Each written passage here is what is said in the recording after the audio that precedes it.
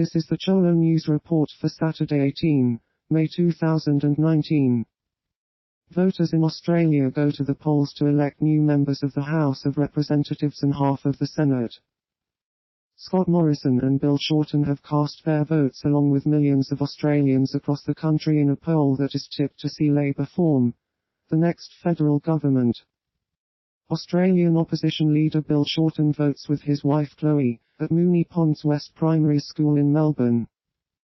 A confident Mr. Shorten was handing out how to vote cards at his local polling booth in the Melbourne seat of Maribyrnong before voting himself. Grumpy Cat, a cat famous for her apparent permanent scowl, dies on May 14. Grumpy Cat traveled the world making television appearances, and in 2014, even starred in her own Christmas film.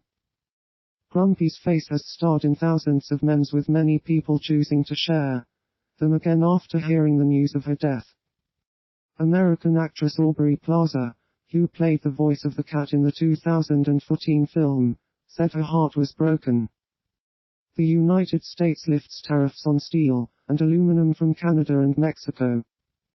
I'm pleased to announce that we've just reached an agreement with Canada and Mexico to end the recent tariffs, President Trump said during a National Association of Realtors event Friday.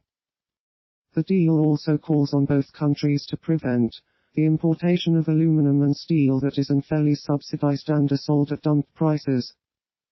The group of U.S. businesses and trade associations represents some 30,000 companies and was formed to advocate against Trump's tariffs on metals.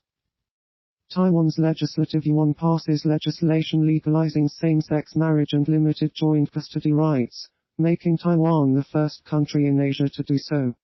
President Tsai Ing-wen and her cabinet helped draft the bill, and she will sign it into law on or before May 24.